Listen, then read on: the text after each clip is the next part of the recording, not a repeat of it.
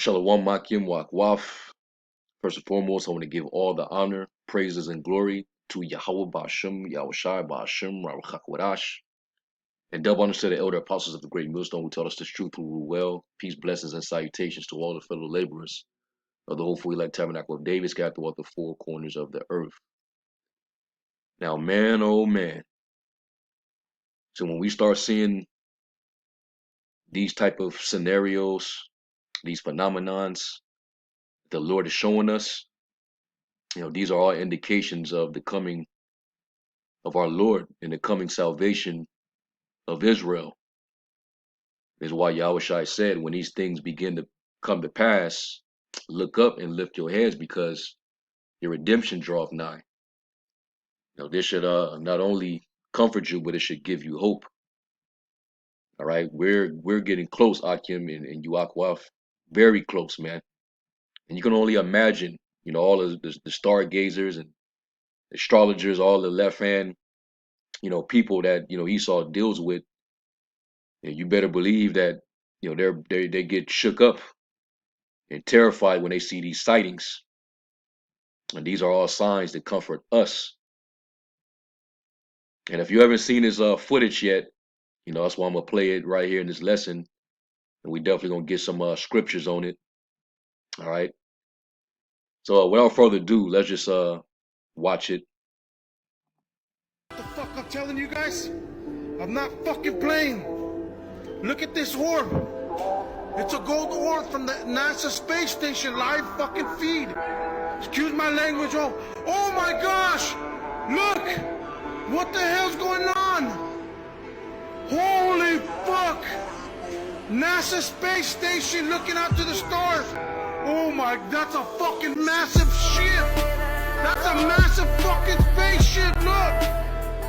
Oh my gosh, there's another one flying up there. You can't even see it. Oh, look at, there's another one. There's whole fucking fleets of them. Look at another one right there. Oh fuck, something's going on. Something's going on, guys. Look at that shit. I'm not fucking kidding you. Oh my god, look. Look. Oh fuck, it stopped. Holy fuck. You guys, what the fuck? Somebody explain this to me right now. This is on the Roku app. A Roku fucking TV. These are the live fucking feeds. These are fucking fleets of aliens. They're staring at fucking space. Oh my gosh, something's going on. Something's going on, guys. I need fucking answers. Stay fucking woke, bitch up in that hole. Tell me what the fuck this is. Look, they're like fucking invisible. I'm sorry, from outer space. This is space. Look at the NASA International Space Station HD live feed, courtesy of NASA. Oh my, what the fuck is that? That's a mothership. That's like a, oh, I'm sorry guys. There's something going on. This is a fucking mothership. Excuse my language, but you guys don't believe in aliens? What the hell is this? What is this? I don't know what this is. What the fuck is that? There's something going on here, guys. We need fucking answers. We need to know what this stuff is. That's a whole city. That's like a fucking mothership. You guys, comment, like my video, follow me. Oh, look at, they stopped it. They stopped it. Something's, oh shit. They fucking stopped this shit. The video from Space Station External High Definition Camera has been interrupted due to loss of signal. How the hell was that loss of signal? Yeah, he was bugging out. Looked like an Issacharite. It might be an Issacharite, but he, being in a Gentile state of mind, he don't know what's going on. He's terrified and dismayed at the signs of heaven, just like the heathen, because they don't know what the hell is going on. Esau, his astrologers and stargazers, they can't give you an explanation, and they don't know, what that is. That's why the Lord got his servants, the prophets, out there. He said, surely he will reveal his secrets unto his servants, the prophets. Now, we're the ones that can tell you what those things are. All right. That those are literally the vehicles of our salvation. This is how we're going to get up out of here. All right. And if he understood that, he wouldn't be bugging out, like he did. All right. You would actually get comfort. You would get hope. And I was amped up when I saw this footage, man. All right. And we don't know what's going on up there, but all we can say is that we know that we're getting that much closer, man. So let's get some scriptures, because we're not alone, man. Okay, the eyes of the Lord are in every place. We're not alone, and we know, concerning those vehicles, who drives them. Who are the pilots of those vehicles? You heard them say aliens, because society, painted that narrative. They the one that came up with that whole alien phenomenon, but we know that these are the angels. So let's get Psalms 104, verse 3. And it says, who layeth the beams of his chambers in the waters? Who maketh the clouds his chariot? Who walketh upon the wings of the wind? Who maketh his angels spirits, his ministers a flaming fire? And the angels are who's in those chariots. And there's many of them, multiple. Okay? And they're here to do the bidding of the Heavenly Father. You already know this. But for those out there that don't know, who's estranged to this information, this knowledge, that's exactly what they are. They're chariots of the Lord, or shall I say chariots of Israel. All right. Matter of fact, let's go to that account with Elisha. He even referred to him as the chariot of Israel. And they're also known as chariots of salvation. This is 2 Kings, the 2nd chapter, and this is when Prophet Elijah, went up into that whirlwind. Basically, he got beamed up into that chariot, and Elisha, beheld him and saw him. And that's hey, the way Elisha saw Elijah go up, the same way the disciples saw Yahweh Shai go up, is the same way our enemies in America, Lord willing, we of the elect, when we get beamed up, they're going to see us the same way. We're going to go up into the ultimate whirlwind. All right, the big ship, that's going to be the ship that Yahweh Shai is going to be on. And the whole world is going to see it. It says he cometh with clouds, and every eye shall see him, and they also which pierced him. So the whole world is going to be on pause. Everybody's going to pause, and everybody's going to be looking up at the same time.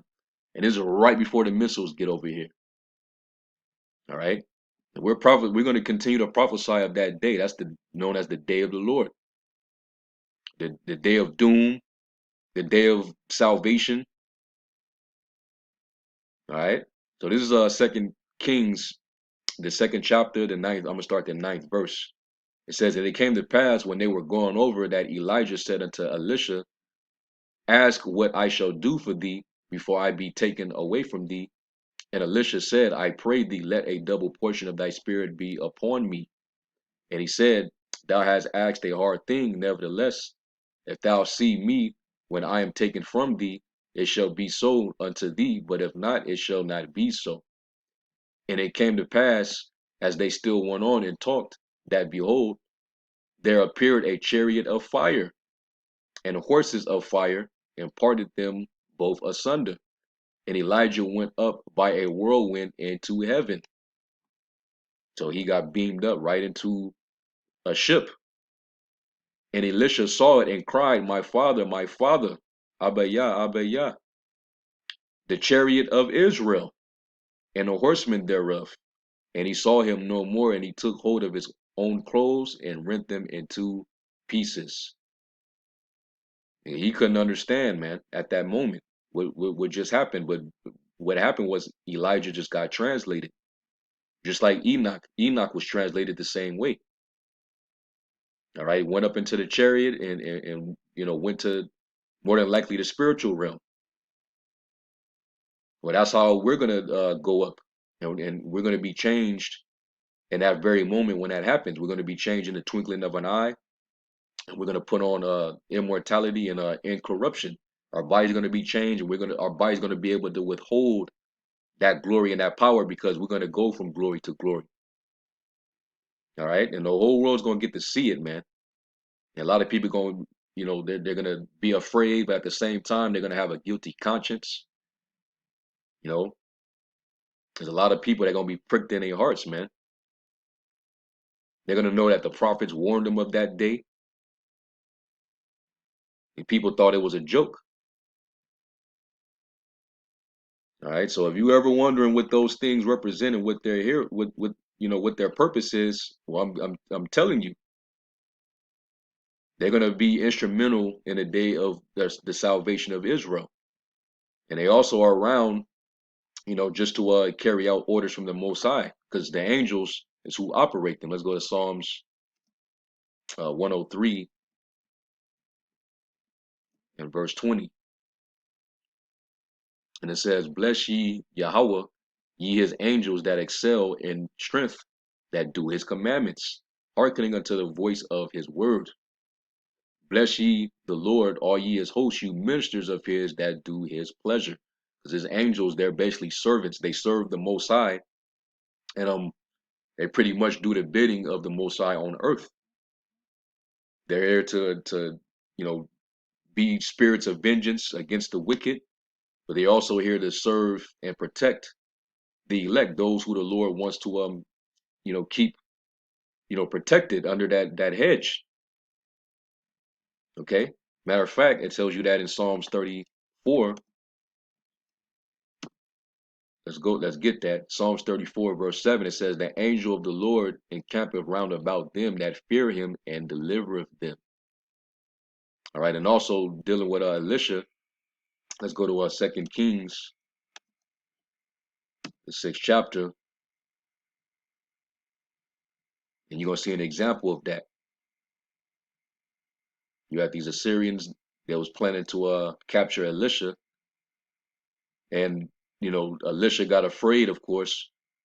He prayed that the Lord open his eyes, and see that he's being protected, because we're being protected by a divine force, man.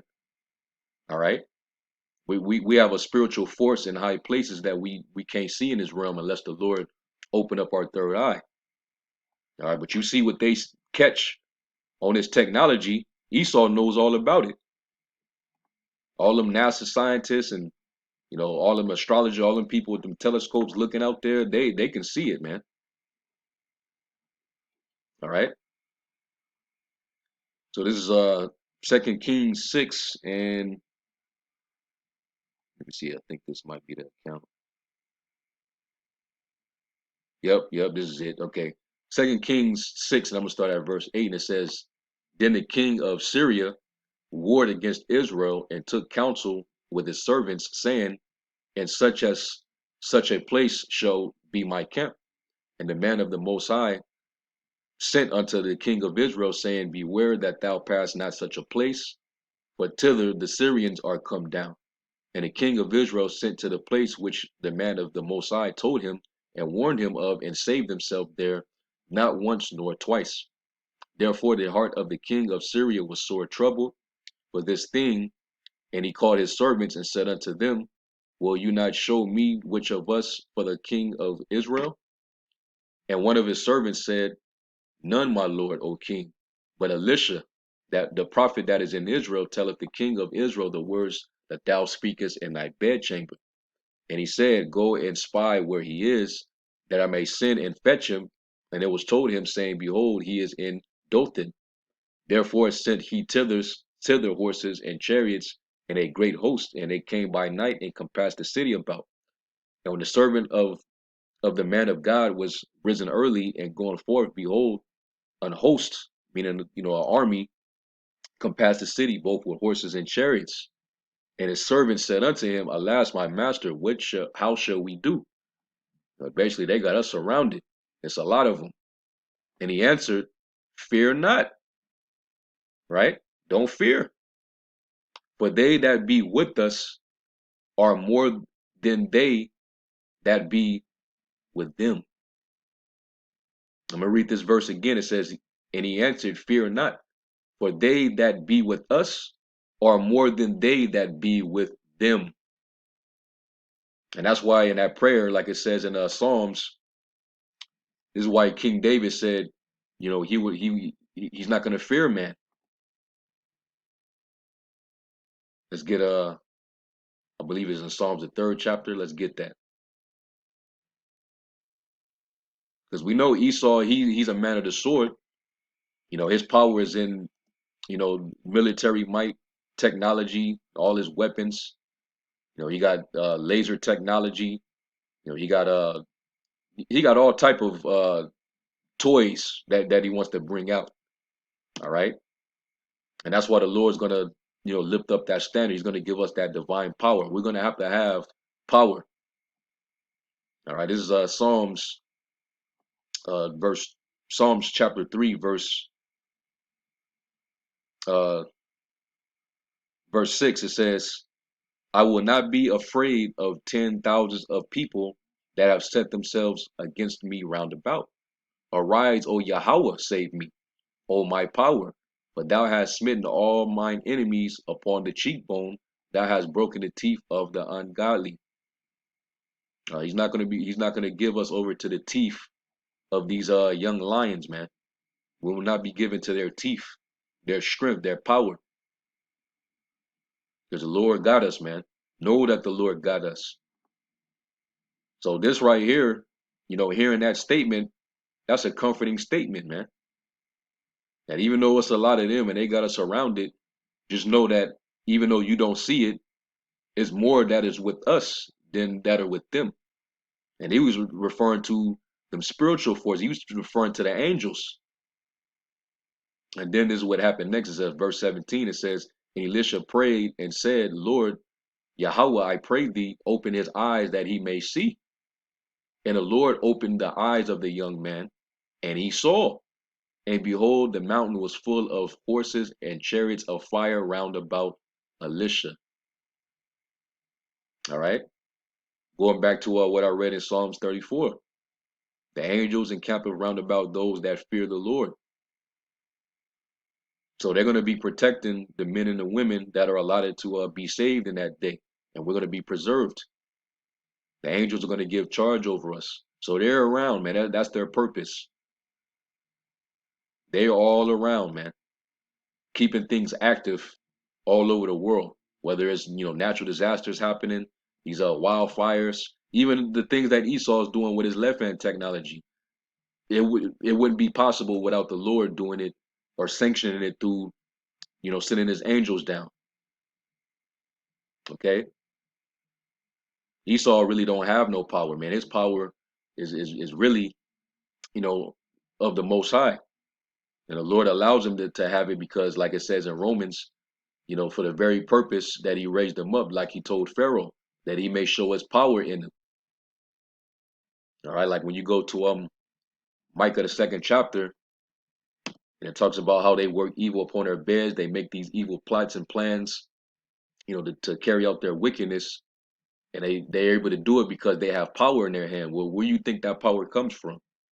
Micah 2 verse 1, woe to them that devise iniquity and work evil upon their beds. When the morning is light, they practice it because it is in the power of their hand.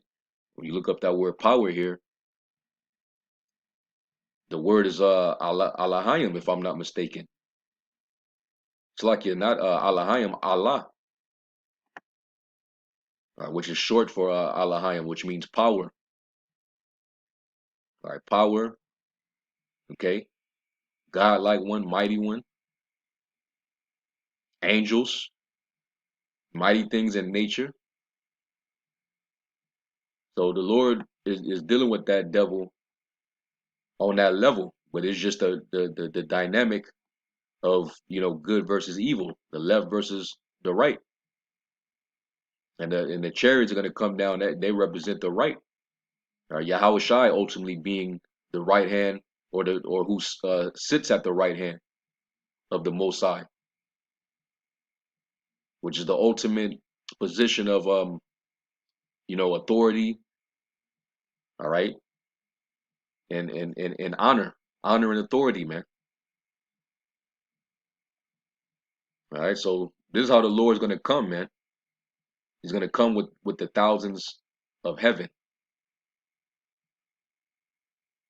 And the brother, started the video, the scripture in 2nd Ezra 13. It talks about how the Lord's going to be. and Ezra basically saw the vision of the Lord coming back on a big ship, and he said it looked like a mountain was carved out, and he flew upon it. Let's go to 2nd Ezra 13. And you heathen, man, you devils, you all gonna be shook up when you see it. There's 2nd Ezra 13 and 1. It says, and it came to pass after 7 days, I dreamed a dream by night, and lo, there arose a wind from the sea, that it moved all the waves thereof. And I beheld, and lo, that man waxed strong with the thousands of heaven, all those chariots. And when he turned his countenance to look, all the things trembled. I mean, they shook in fear. It even tells you that in Luke, man's hearts are going to fail them for fear, because they're looking at the things that are coming upon the earth. All right, it says, all the things trembled that were seen under him. And whensoever the voice went out of his mouth, all they burned that heard his voice, like as the earth faileth when he filleth the fire. And that's the Lord coming back to destroy this devil with the brightness of his coming. All right, because right now he's consuming this devil by the spirit of his mouth, because he speaks by the mouth of the prophets. We're breaking this devil down. We're prophesying the downfall of his kingdom. His whole world is getting ready to cease, pass away. So he's feeling that fire. He's feeling this word, because his word is like a fire. And that's why he's regulating the internet to where this kind of content that we put up is going to be restricted. It's not going to be allowed to be upon any platform on the internet at some point. And that's when the famine of the word is going to hit. Okay? But it ain't going to stop the word from being fulfilled just because you silence us or make it hard for us to actually, spread this word out. It's still going to happen. You've already heard it. All right, so this is what you can look forward to. It says, and after this I beheld, and lo, there was gathered together a multitude of men out of number from the four winds of heaven to subdue the man that came out of the sea. And Daniel received the vision, and also John, a revelator, or Apostle John, received the vision, where the Lord's basically going to have these multitude of men gathered over there in the Middle East, in the valley of Jehoshaphat. All right, Yahweh Shaphat. All right, also better known as Armageddon, and they're going to get fired upon. He's gathering them because they're going to be over there fighting, but the Lord have them gathered over there so that he can, plead with them for his people. And all those NATO troops and Russian forces and all them different forces that's going to be over there in that area, they're all going to get wiped out. That's what this is going into. All right, it talks about how the Lamb. Let's go to Revelation 17 and 14, and it says, "These shall make war with the Lamb, and the Lamb shall overcome them, for he is the Lord of lords and the King of kings, and they that are with them are called and chosen and faithful."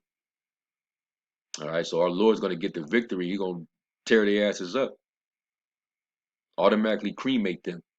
And that's what those angels are going to be doing under his command, also under Michael, because Michael is going to be present as well. Yahweh Shai has command over Michael, and Michael has command over the other angels. This is Revelation 12 And verse 7, it says, and there was war in heaven. Michael and his angels fought against the dragon, and the dragon fought and his angels and prevailed not, neither was their place found any more in heaven. And the great dragon was cast out. And this is talking about Esau, his current power structure, which is basically modeled after the ancient Roman Empire. It's just more technological now, more advanced. He's going to get cast out of the earth. He's going to be brought down. That old serpent called the devil and Satan, and he is the devil and Satan, which deceiveth the whole world, with his miracles, his AI that they're coming with right now. That's going to be the way of life, trying to just change the course of nature and the earth. He was cast out into the earth, and his angels were cast out with them. So that's what you're seeing in this vision here. All right. And it says, but I behold, and lo, he had graved himself a great mountain and flew upon it. And that's that the big ship. He's going to come in that great cloud, and the elect are going to come up hither, and all the enemies are going to behold them going up into that cloud. And there's going to be a great shaking, a great earthquake. So it's going to be very disastrous. It says, but I would have seen the region or place whereout the hill was graven, and I could not. After this I beheld, and lo, all they which were gathered together to subdue him were sore afraid, and yet durst fight.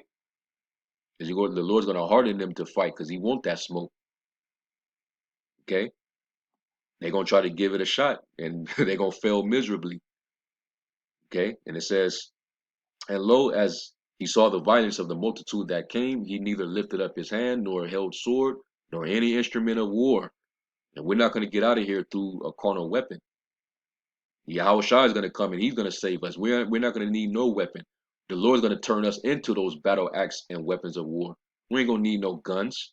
We ain't going to need no assault rifles, man. It says, but only I saw that he sent out of his mouth as it had been a blast of fire, and out of his lips a flaming breath, and out of his tongue he cast out sparks and tempests. And they were all mixed together, the blast of fire, the flaming breath, and the great tempest, a great wind, and fell with violence upon the multitude which was prepared to fight, and burned them up every one, so that upon the sudden of an innumerable multitude nothing was to be perceived, but only dust and a smell of smoke. So he saw all these probably millions of soldiers in one place, with all this technology, and he went from seeing them, noticing them trying to, fight the Lord, and then out of nowhere, all he saw was just dust and the smell of smoke. So all that whole crowd and the great multitude all dissolved and turned into a puff of smoke and dust particles. So hey, this is gonna be major, man. All right, these people they're gonna finally bow their fucking heads, man. They're gonna finally bow when they see this. This is when the Lord's gonna finally get his glory. This is when everybody's gonna learn to fear the Lord, and his son is gonna be representing, man, Yahushua. It says, when I saw this, I was afraid. And all you nations are going to be afraid, man. All right, so you think you're seeing something now, because they seeing this a lot, and they can't give an explanation, but the Lord's going to make it, on that day when they're going to come down close. They're not going to just be up there in the heavens. They're going to come down close. Everybody's going to get to see it. You ain't going to be, you ain't going to be tripping. You're going to be seeing exactly what you're seeing. There ain't gonna be no aliens either. Everything's gonna be revealed. You're gonna be a holy shit. All right. These are straight black, so-called black men, dark-skinned men. So anyway, hey man, we got hope, man. This should comfort you. Okay, they out there. All we got to do is continue to do what's right and hold fast our faith until the end and endure. These devils have no idea, man. So anyway, I'm gonna end off with that. I'm gonna give all praise, glory, and honor unto Yahweh, Ba'ashem, Yahushai, Ba'ashem, Baruch and double understood the elder apostles of the great millstone who rule well. Peace, blessings to the elect. Shalom.